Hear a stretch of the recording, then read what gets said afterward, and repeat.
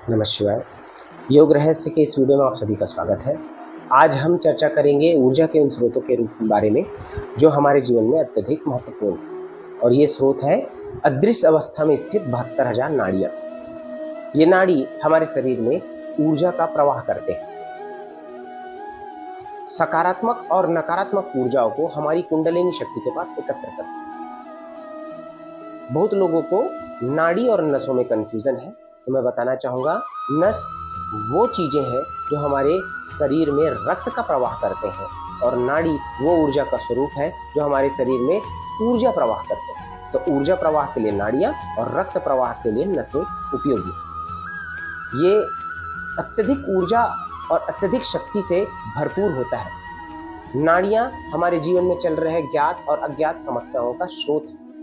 इन्हीं नाड़ियों के ब्लॉकेजेस से हमारे शरीर में अलग अलग समस्याएं, हमारे जीवन में अलग अलग समस्याएं उत्पन्न होते हैं। इन नाड़ियों के शोधन से, इन नाड़ियों के ब्लॉकेजेस को दूर करने से वो सारी समस्याएं दूर हो जाती हैं। ये हमें दिखाई नहीं देते, परंतु ये हमारे शरीर में स्थित होते हैं। उसी प्रकार जैसे हमारे चारों ओर इलेक्ट्रोमैग्नेटिक फील्ड है जो हमें दिखाई तो देते नहीं, परंतु इतना महत्वपूर्ण है। जैसे हमारे रेडियो, मोबाइल, टीवी इत्यादि के सिग्नल मिलते हैं जिसे हम देख पाते हैं। यहीं बैठे बैठे दूर बैठे हुए किसी भी इंसान से बात कर पाते हैं। और इन्हीं सिग्नल में अवरोध से हमें बहुत सारी प्रॉब्लम आती है। जैसे टीवी का सिग्नल नहीं मिलता तो टीवी नहीं दिखता, रेडियो के सिग्नल से रेडियो में प्रॉब्लम आता है, मोबाइल के सिग्नल से बातें नहीं हो पाती। इसी प्रकार इन नाड़ियों के अवरोध से हमारे जीवन में अलग अलग समस्याएं उत्पन्न होते हैं।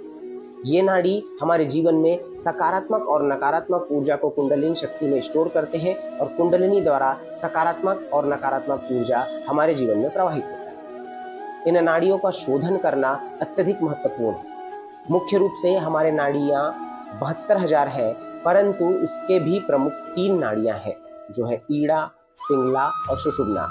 ईड़ा नाड़ी अर्थात चंद्र नाड़ी जो हमारे लेफ्ट साइड होता है, पिंगला नाड़ी अर्थात सूर्य नाड़ी जो हमारे राइट साइड होता है, और सुषुम्ना नाड़ी जो रीढ़ की हड्डी के बीचों बीच होता है, जो रीढ़ की हड्डी के अंतिम छोर से लेके हमारे सिर के ऊपर तक होता है। इस तरीके से 3 प्रमुख नाड़ियां हमारे शरीर में विद्यमान, ईड़ा, पिंगला और सुषुम्ना।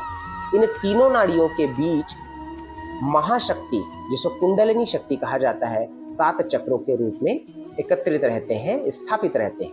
इन्हीं 7 चक्रों के डिस्टर्बेंस से हमारे जीवन में अलग अलग प्रभाव उत्पन्न होते हैं। तो इन्हें शोधन कैसे किया जाए, इनके ब्लॉकेजेस को दूर कैसे किया जाए, तो इनके ब्लॉकेजेस को दूर करने के लिए अलग अलग उपाय हैं। सबसे उच्च उपाय है नाड़ी शोधन क्रिया, अनुलोम विलोम क्रिया और श्वास की एक टेक्निक जिसमें हम लंबी गहरी श्वास लेंगे और छोड़ेंगे। इसे कैसे लेना है? लंबी गहरी श्वास आप सहस्त्रार से विजुलाइज करके धीरे धीरे धीरे धीरे धीरे धीरे एक एक चक्रों से होता हुआ मूलाधार अर्थात रीढ़ की हड्डी के अंतिम छोर तक श्वास को खींचें और धीरे धीरे वहीं से श्वास को छोड़े। जब इस तरीके से प्रक्रिया करते हैं तो इन नाड़ियों के ब्लॉकेजेस दूर हो जाते हैं।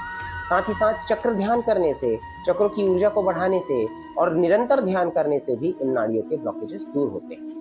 आगे की वीडियोस में हम इन्हीं नाड़ियों को कैसे ठीक किया जाए, चक्र ध्यान कैसे किया जाए, चक्रों से इन नाड़ियों को शोधन कैसे किया जाए, चक्रों के ब्लॉकेजेस को कैसे दूर किया जाए, इन्हीं बातों पर चर्चा करेंगे।